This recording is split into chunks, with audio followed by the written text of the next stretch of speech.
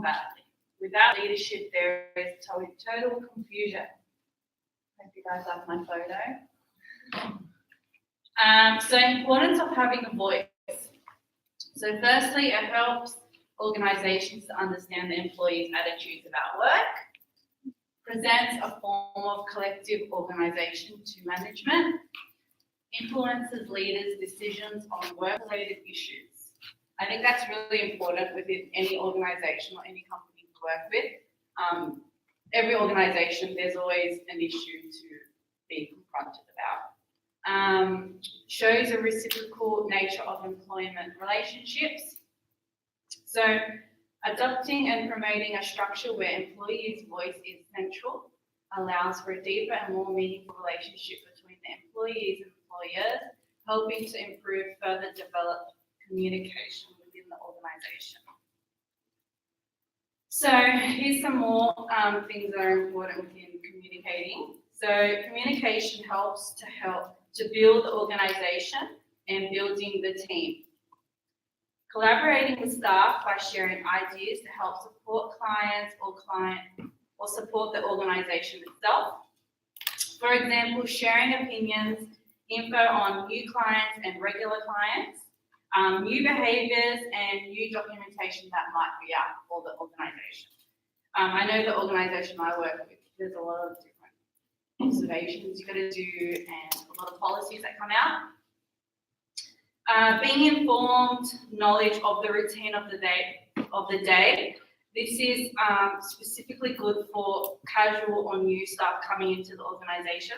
So the organisation I work at is a day program, and it's very difficult to, really for casuals to come in. Like a lot of communication has to occur. You have to completely tell them about the routine, about the new clients, about who they're dealing with for the day. What else? Employers supporting and monitoring the staff. That's the same with employees, mentoring staff, especially new clients coming in. Communication helps to resolve conflict situations and issues within the workplace. Learning within meetings for professional development. Within my organisation I work with, we have meetings every week, which is pretty good, especially for new staff and casuals that come in. Reviewing policies and procedures within meetings, which can be helpful for new staff to have a better understanding of the organisation. So this is what happens when you have a lack of communication. So a lack of communication can result in unethical practices.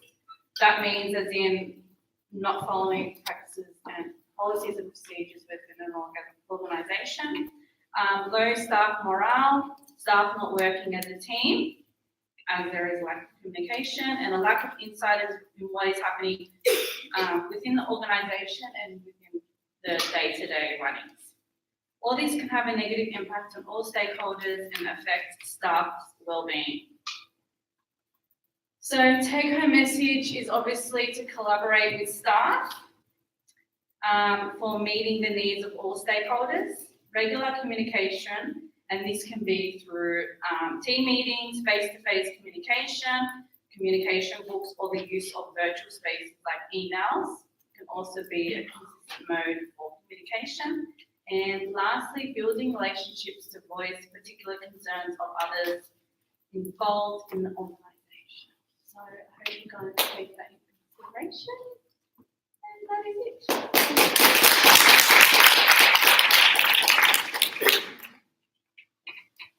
Thank you. Mel will be sharing knowledge about advocacy, power and empowerment. Woo!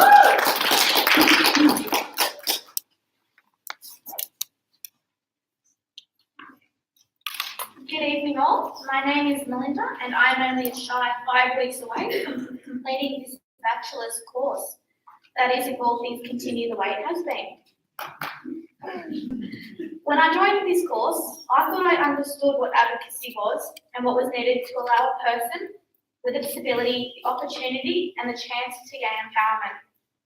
But I was made aware how much more I could do, and I hope that yes, even if you're already working within the industry, I remind you why we are doing what we are doing. Before I start, I want you to remember this quote whilst I speak and when you leave tonight. This quote has been my reminder in all things I do whilst I have been studying this course. Nothing about us without us. When we started planning this event, we conducted a survey and a question. Its results have shocked me. Do you feel the employers are implementing the vision and mission statement of the organisation? Now, when we look at the results, only 44% of recipients responded yes. That answer should have had a 100% response answer as yes. I do just want to highlight one response that was given. NDIS and the fear of losing valuable funds have given the mission statement hit and miss. More about trying to ensure staffing levels and tasks are completed than really giving clients an experience. Now, if we were to provide an all-round service, no matter if it's a transition to work, day program, factory, in-care home, group home, sporting bodies or counselling services, I can guarantee that if a service's purpose is to help and support those with disabilities, it would have something in its mission or value statement that states or alludes to empowering, supporting, and or providing opportunities for growth and development for those who have a disability. So with that in mind, where are we as employees and employers missing the mark on empowering people with a disability? And whatever they are wanting to achieve, it's a simple idea and often we forget it. We need to keep the individual with a disability at the forefront of every idea and the decision that is made. How do we do this? Person-centred approach and person-centred active support. Simple. Just as the phrase person-centred suggests, a person-centred approach is about ensuring someone with a disability is at the centre of decisions which relate to their life. It involves listening, thinking, collaborating, coaching, sharing ideas, and seeking feedback. This process is ongoing and is always evolving. In today's work environment, the medical model is often used, even if unnoticed, to make decisions about a person with a disability. We need to move away from this ideology and into an empowering philosophy. We can do this through getting to know the person, their emotions, their thoughts, their hobbies, their support network, their likes and dislikes. Get to know more than their diagnosis and disability. It's important to hear what their friends and families think the person may need. Person-centred active support is a way of providing someone with a disability just the right amount of assistance to make sure that they can successfully take part in a meaningful activity and social relationships. It's about providing just the right amount of support, not too much and not too little. Active support empowers people with a disability to do things for themselves when possible, rather than a staff member doing it on their behalf. I want to tell you a quick personal story. My friend Matt is 40 years old and living his life more than ever. Yes, he does have Down syndrome, but that is certainly not stopping him from reaching his goals. 5 years ago, he was living at home, didn't have a job, a small social network, and he was left in the dark. He had always wanted to get out and speak about people with a disability being included, and he made the first step into making this happen. Fast-tracked 5 years, and he is now an established mentor, advisor, and well-known public speaker. He is constantly asked to speak at events, meet with politicians, and speak out about what people with a disability need. His main goal is to speak at the United Nations and let hundreds of thousands of people know what they need. He's not far off reaching that goal. As of now, he is travelling the world with a support worker, skydiving, getting tattoos, and making life his. We were talking about the support he was obtaining, and he stated to me, which has lasted with me all these years later, they work for me, they're my personal assistants. Now, I'd be happy to be called Mark's personal assistant any day. Now, that's the type of empowerment we should be providing to those who have a disability. And I can say that is my end goal in my career, to know that I'm able to play a small part in someone's life that allows them to take charge, help them to be confident, motivated, and in charge of their life, and their goals and let them know that people believe in them. So when you leave tonight and are going to work or you're going to class tomorrow and you're going to make decisions or learn how to make a decision that affects someone with a disability, just remember what I said at the start. Nothing about us without us. Thank you.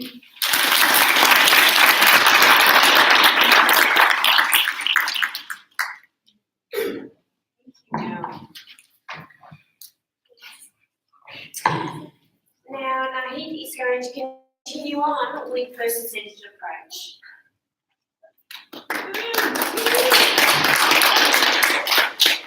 Okay, just prepare yourself for sick quality memes. Okay, so my name is Nahid and I'll be elaborating person-centered approaches. So, what is that person-centered approaches and why are we talking about it? So, the word person-centered approaches is pretty self-explanatory. So, person-centered approaches. So the whole point of person-centered approaches is making sure that we are meeting the needs, the wants and needs of every individual regardless of their disability. It is recognizing and understanding the uniqueness and complexity of every individual. We must look beyond the disability. Which brings us to respecting their needs and preferences. Just like everybody in this room, I hope. People with a disability have needs, have hobbies and passions and needs that need to be encouraged and pursued rather than limited or pushed away from. But how? Person-centered approaches involves listening. Listening to the person's goals, passions, and ambitions, along with their strengths and weaknesses.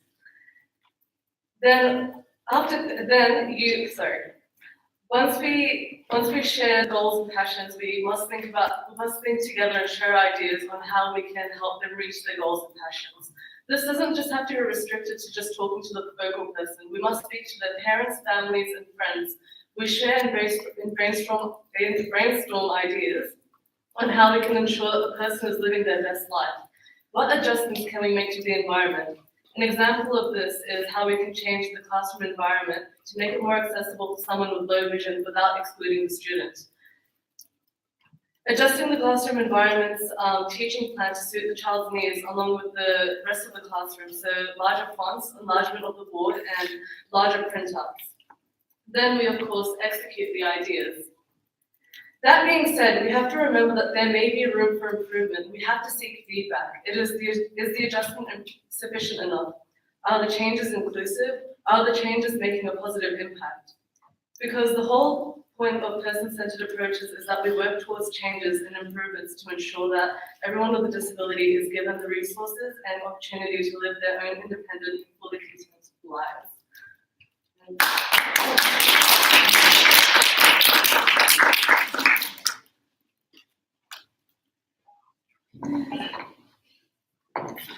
Okay, now I welcome Ashley, who's in her second year. She will be discussing elements of positive behaviour support.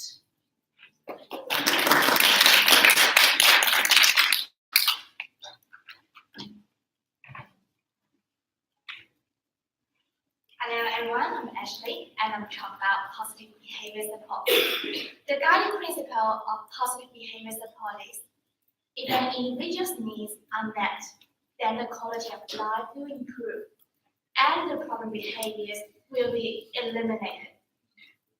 Now, think about how the traditional approach, how do they respond to problem behaviours? They use a lot of negative consequences such as punishment. Compared to traditional approaches, positive behaviour support is an innovation. We first consider who is the person and the situation of the behavior, and then is the function of the behavior. Imagine that seeing a person with a disability engaging in challenging behaviors. Would you think that it may be a bit hard for this person to change the behavior due to the disability? Or if you are working with a person, would you try to stop the person from behaving like that? Challenging behaviors are not just about something to stop. and it may not come from disability itself. Challenging behaviors are about unmet needs. So how do we understand behaviors in order to meet the needs of an individual? From the framework of positive behavior support, rather than think about the problem in a person, we need to consider about the situation.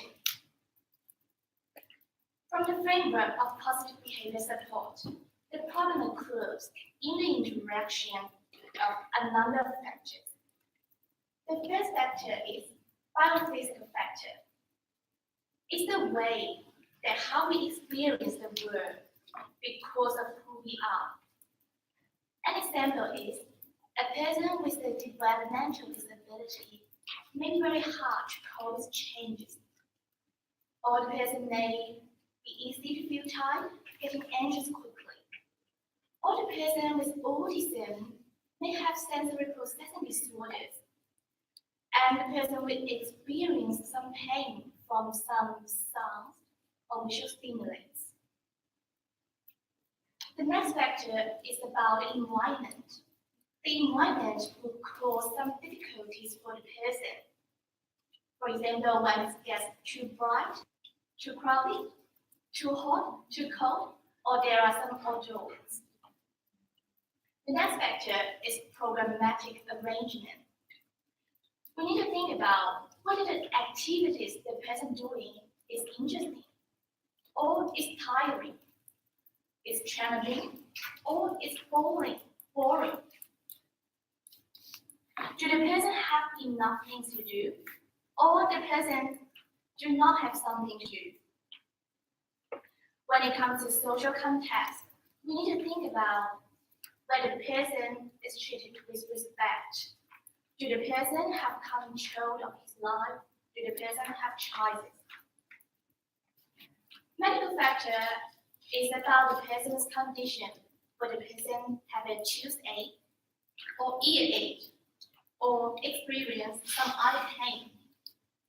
The last thing to think about is about communication.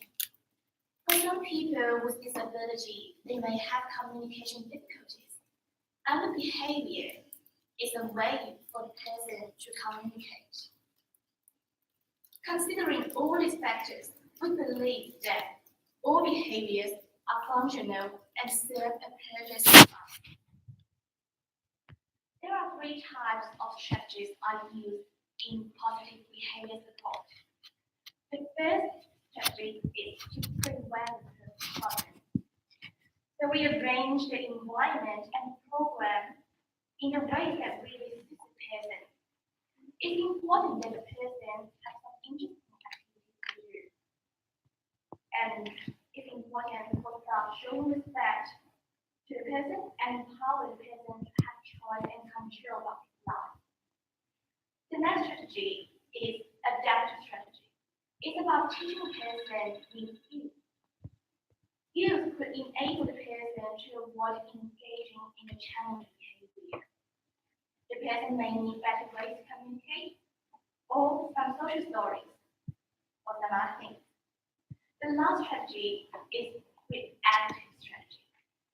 It's about how do we react to the person when he's engaging in a challenging behavior. Reactive strategy is about to calm the person.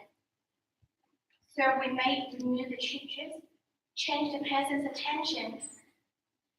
We may guide the person to take a walk, remind the person some upcoming events that the person would like. Just one thing to remember about positive behavior support is the goal of positive behavior support. It's about to achieve quality of life. If the person's needs are met, the quality of life will improve, and the problem behaviors will be eliminated. Thank you.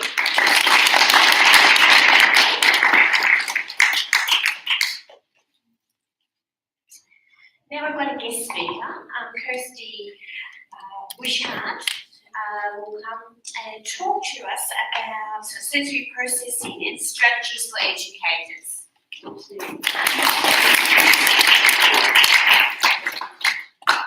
been told 2 hours, is that right? Sounds about right. Sure, I've just got my thumb drive. Can someone I've got your slides are on there, so if you go to Alrighty. Yep, I'm Kirsty. I've bumbled my way really along in life. I've got a master's in special ed. Used to lecture at Wollongong Uni for a long time in disabilities, special ed, teaching children with learning difficulties, and mostly working with kids with significant reading. That's my background. Then went and worked with kids in out-of-home care and could see there was a real gap in, it's really frustrating actually when you see kids in out-of-home care and you know you can help them, but you're behind a desk. So I started a consultancy and yeah, that was really busy. So I decided I'd open a shop and I operate from there. So we've got a little education shop in Kiama. Given my background is special ed and disabilities, we now have a huge range of items for kids with special needs, mostly kids, but it is adolescents and adults as well. What else could I say? We're an NDIS provider. Erin, who's up the back, if I call her Erin, she thinks she's in trouble. So everyone, please call her Ez. Otherwise she'll think she's in trouble. Ez probably has phone calls to the NDIS nearly every day, if not more than once a day, so she knows a lot. So if you ever need any ideas or some help, more than welcome to email us or Facebook us or whatever. Yes, we are on Facebook, so feel free to get your phones out, permission. To find us on Facebook at Starfish Education Centre, also on Instagram. So I did ask Margaret if you guys know, how much do you know about sensory processing? Fair bit. Hands up if you know a bit about sensory processing. Yep, okay. Because background in lecturing, I came prepared to talk about all sorts of things, so I'm just going to improvise. I'm assuming, yep, there we go. How many senses are there? That's a bit of a giveaway. 7. Oh, 7. Close. 8. Who was the first one to say 8? There. Oh, no, I think it was you said 8, didn't you? I think you did. Oh, yeah, 3 seconds from this. All right. Okay, so let me try folks with prizes. Radio, what are the 8 senses then? What's one? Or what's one? vestibular. Vestibular, very good. What is the vestibular? Yes, it is. You're very much about, you also need your visual system as well because your eyes can help tell you where you are. So it's about balance, it's about movement. What's another one? Another sense. Come on, quick.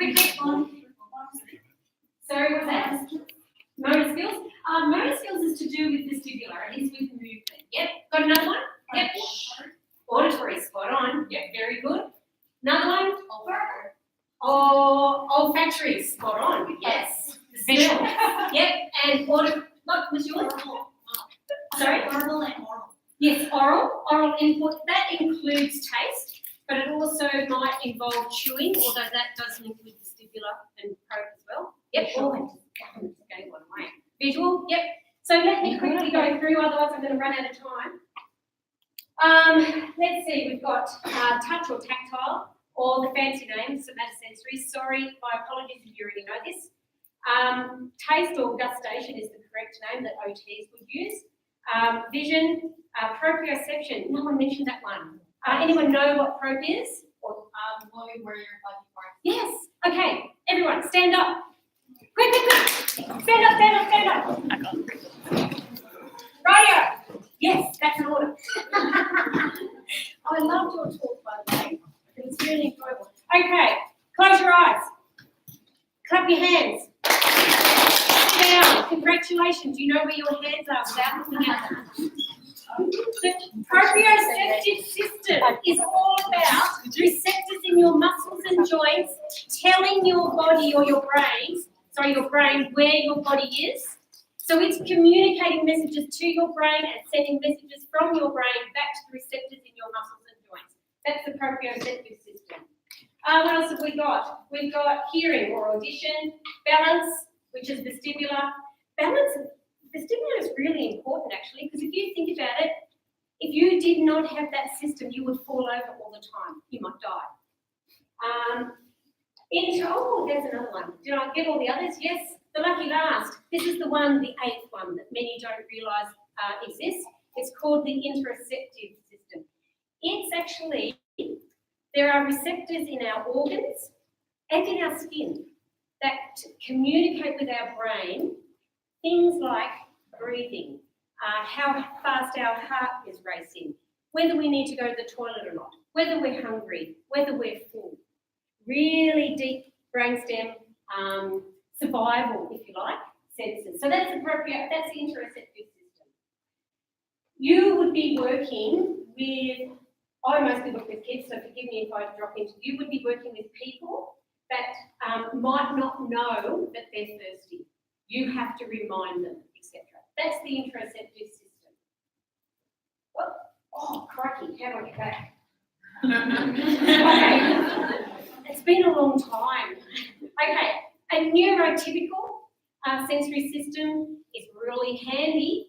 Number one, it keeps us alive. That's the whole point. That's the most important thing of the job of the sensory system, is to keep us alive primarily. Then to grow and develop. It also helps us to engage with society and the world, to access, have lots of access, ability to focus and learn, and also our ability to self-regulate. Okay. And for want of a better word, an atypical sensory system. Many people with, well, as you know, in the DSM-5, yes, yep, a sensory, there is a sensory component to a diagnosis of autism, but there's a lot of research. I actually put, I've given Margaret this PowerPoint if you do want to actually look up any of the references. There is a growing body of, it's early days of evidence that is linking PTSD or post-traumatic stress and sensory issues. So that's a really interesting article, that one. People with retained primitive reflexes. Anyone know about retained primitive reflexes? Hand up. Okay, so, yep, oh, good, oh. Okay, that's like when a baby's born, it's the startle reflex. You turn a baby's head to the right and their limbs will automatically go out on that side. Turn a baby's head. So some kids that have a retained ATNR, asymmetric tonic neck reflex, they find it very difficult to learn to swim. They find it that you turn your head and their limbs go out. You ride a bike, turn your head and they fall off because, oh, what's that? And then they fall off their bike.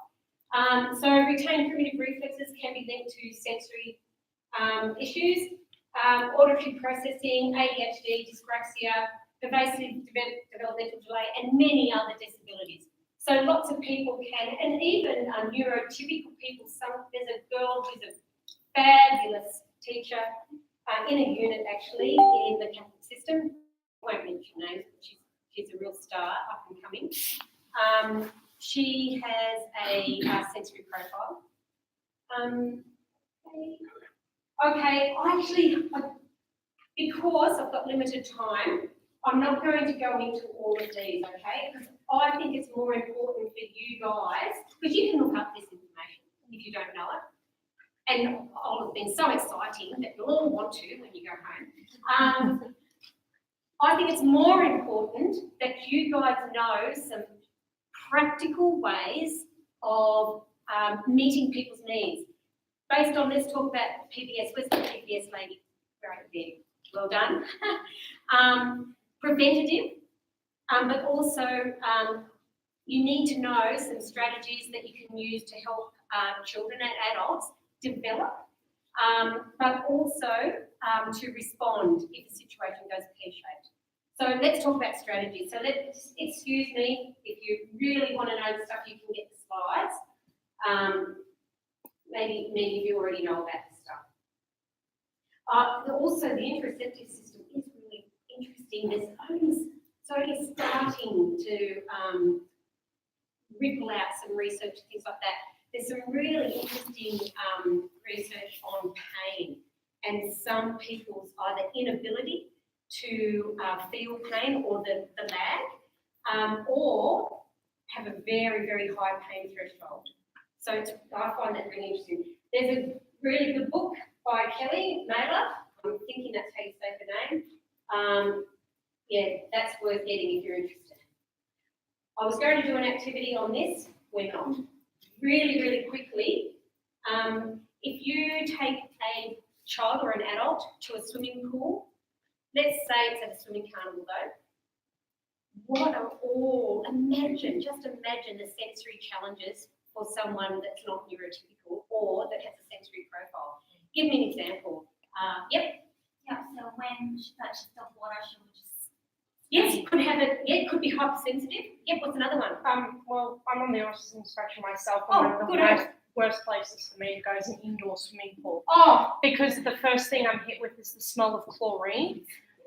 It's like a greenhouse because so it's too hot. I don't do well with humidity. So the smell of chlorine is overwhelming. The Yes. humidity is horrible. Yep. The noise is absolutely overwhelming. I absolutely hate it. And I'm a very weak swimmer as well. So of course I would have to keep up. Otherwise I get slammed into. And I just don't bother. I only go to outdoor pools and only the leisure area because I'm a very weak swimmer and everything in the indoor pool. It's just like, thank you so much for sharing. Yeah, It's really. I've used that topic actually a couple of times in lectures and never had someone with autism tell me about their experience. So thank you. Just interestingly thinking, because Probe's one of my favourite senses at the moment. If you're swimming laps in a pool, how do you know if you've got poorly developed a proprioceptive system? You keep running into the ropes or into the other kids or whatever. Yeah. Okay, so some strategies. Let's really, really quickly. Please tell me when my time's up. All right, tactile strategies and resources. Out on the table out there, you've seen a whole heap. Look, that is just, honestly, it is the tip of the iceberg of what's available. We just grabbed a few this morning. Have a look on our website though, because there's loads of ideas. And it's been a while because I'm pretty flat out with different things. We do blogs and stuff like that as well, so keep your eye out. Fidgets, ideally fidgets should be self-directed and self-selected. Have a box and have a selection. I personally, being a classroom teacher, I prefer fidgets that are quiet, that you don't need to look at, because I want them looking at me because it's all about me, that are age appropriate too. So we try to make sure we've got fidgets that are suitable for adults, adolescents, as well as younger children. So there's a few factors to keep in mind.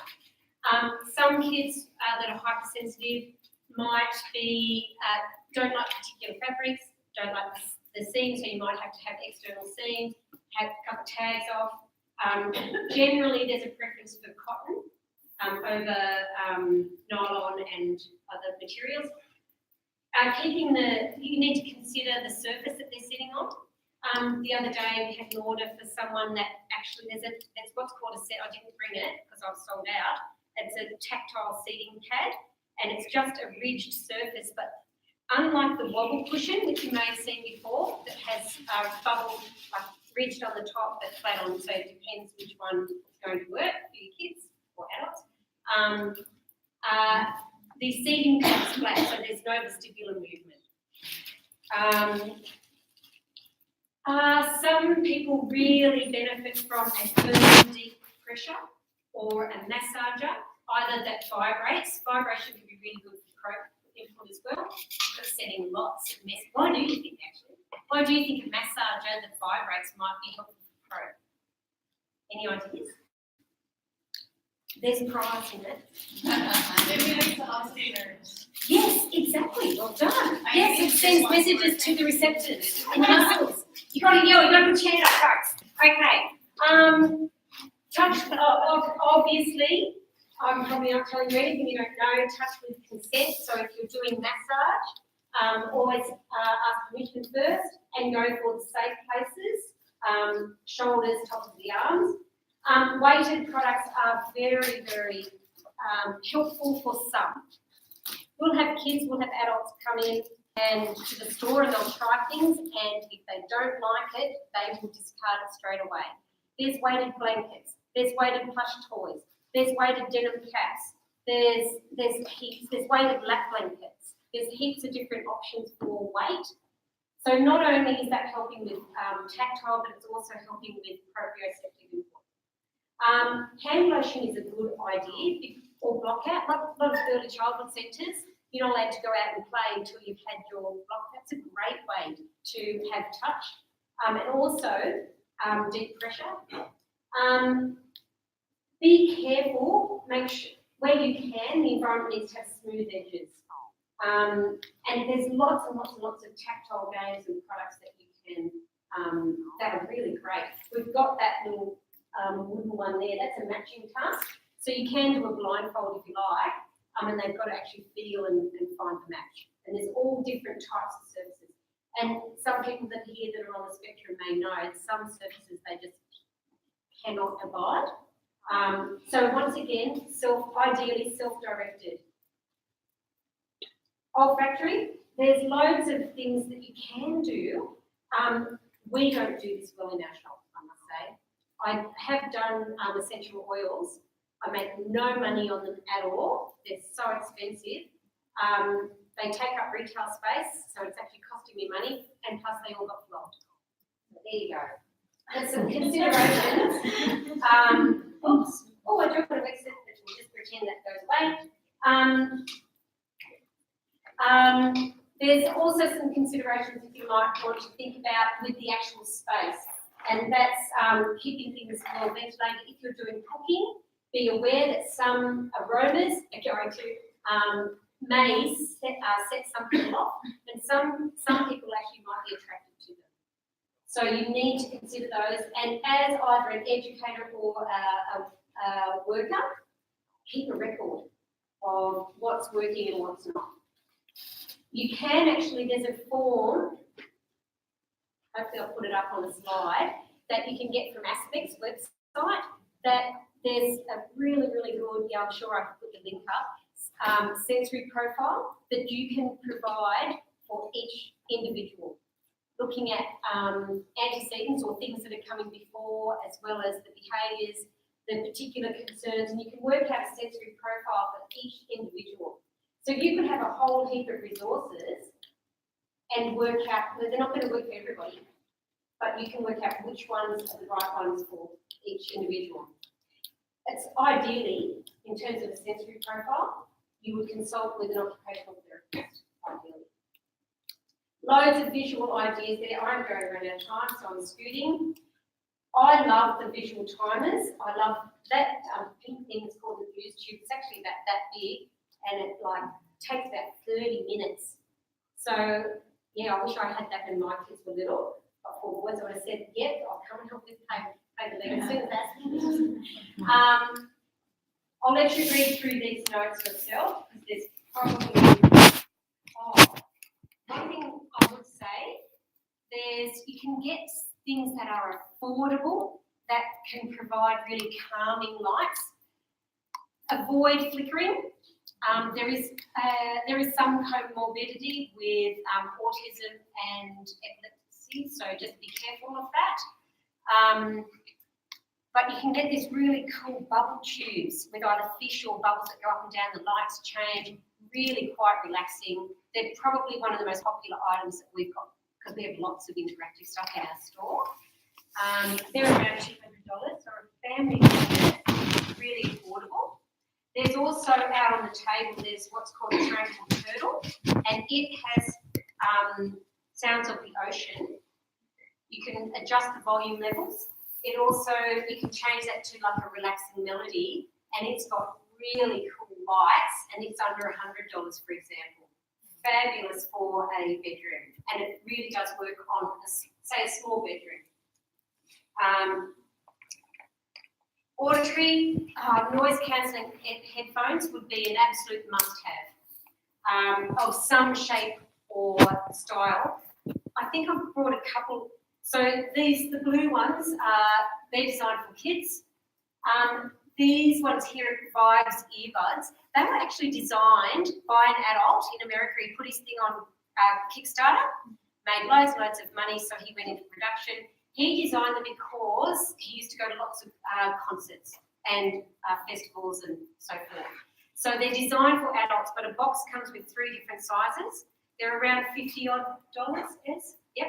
So they're good value and they're washable and reusable. You can buy a cord so that they don't get lost, but I love them because when you wear them, it does not distort the quality of the sound. Where the noise cancelling headphones, it's like muffled. You can still hear the teacher or conversation. But everything is like with you, where with the vibe, you don't hear there's also another one that is really good for adolescents, but you can see them out there. Taste and oral.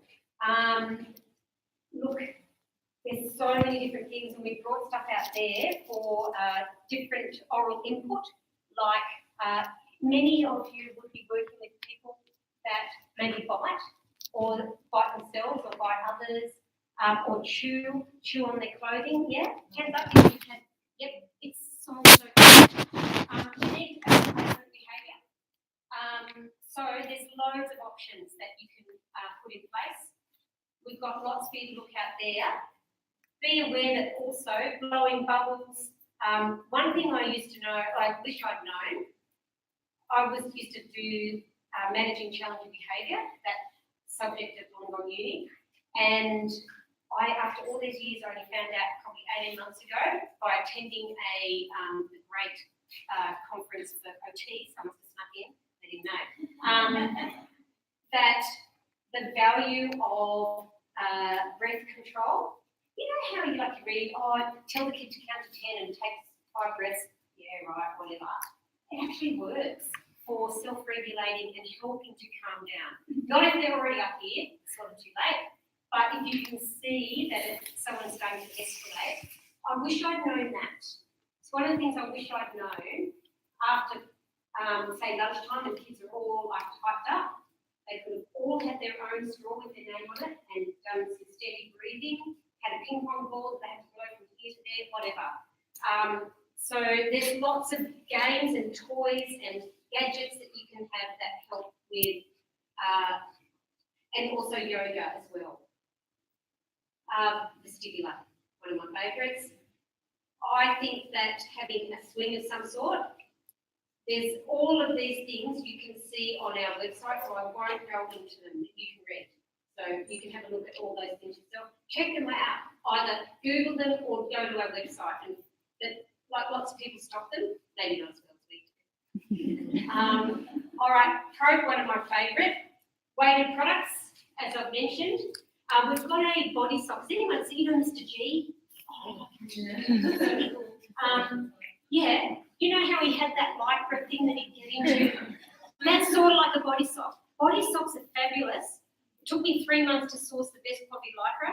I'm not a salesperson, anyway. The best quality lycra, you push against it, it pushes back. So it's giving you lots of pro input. Some people love lycra, and it's really calming. And it gives them lots of information about where their body is in space. You can also get lycra sheets, but that's no good for a classroom. By the way, lycra bed sock sheets can be life changers, game changers for families. If you've got someone that's having trouble getting off to sleep or constantly waking up during the night, because it's giving that calming compression. I've mentioned vibration. You can read that. A little thing that you might, some of the people that you work with may not know what clothing to wear.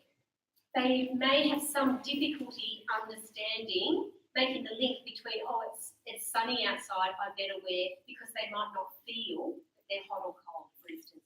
Having like a weather chart, so that they know, and having the sorts of clothes that they might choose, for instance, is a really good idea.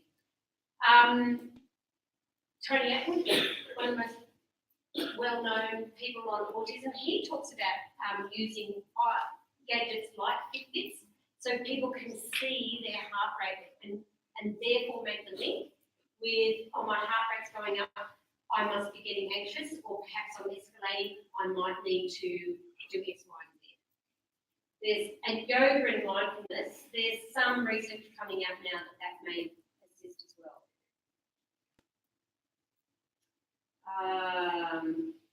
Yep, okay, probably.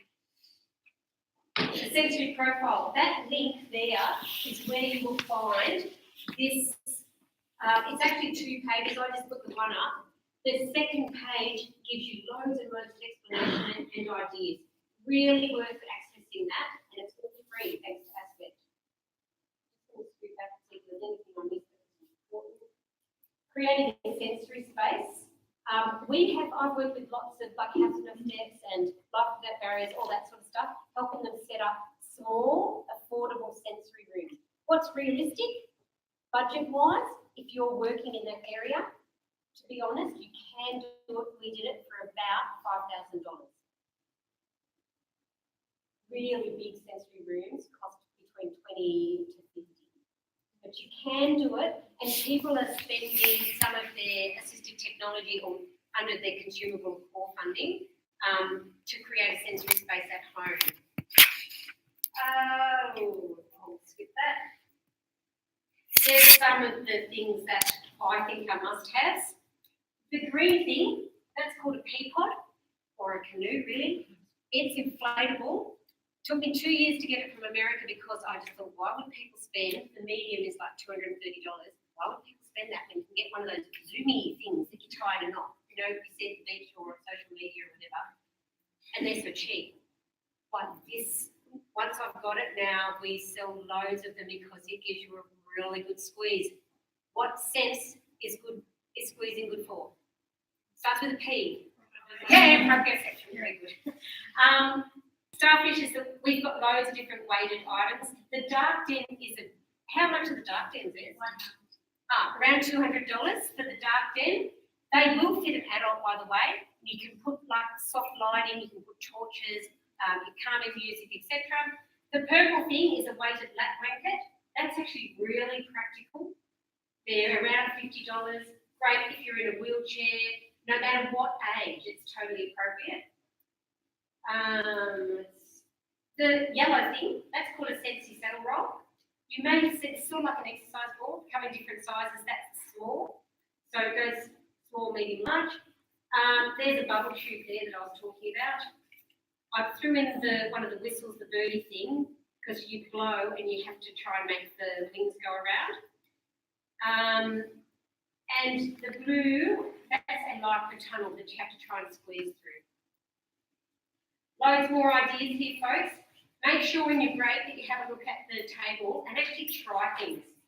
And I've probably gone way over my time. So sorry. All right.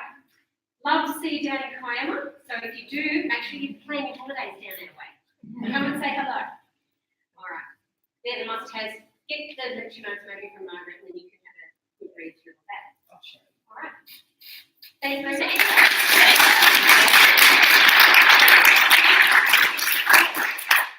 I don't actually know anything.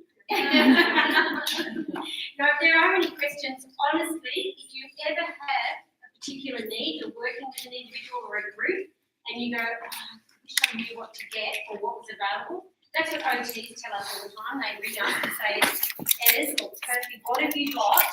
Because they don't have time to do it.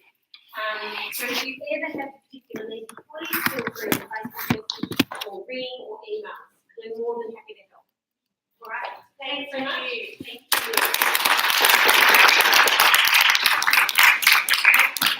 Now we're going to actually have a little break. So we've got some drinks and some cakes and some goodies out there. So we're going to have a 15-minute break. So we'll come back at, let's say, 6. Oh, yeah. Oh, you're going?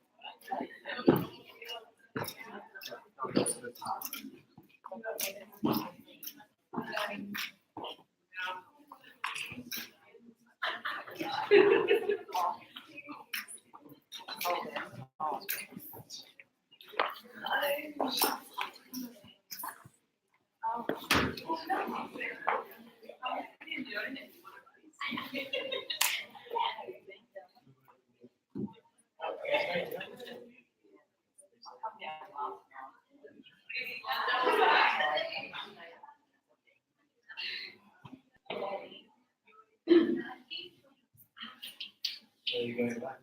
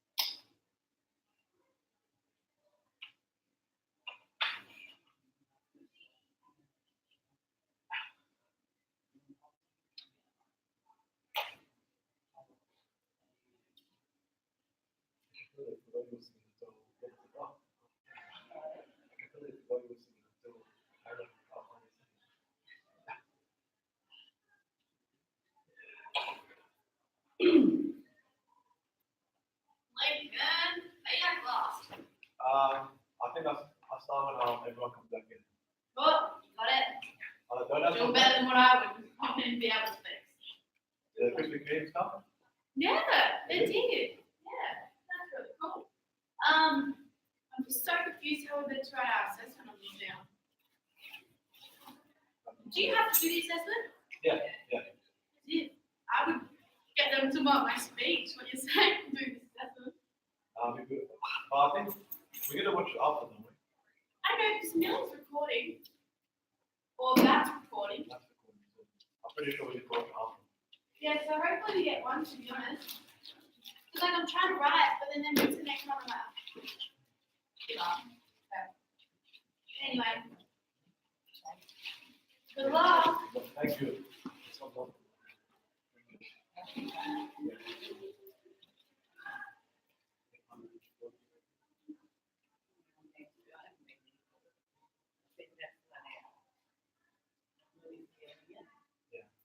Why do you against him again? Oh, probably, yeah. Are you gonna go out?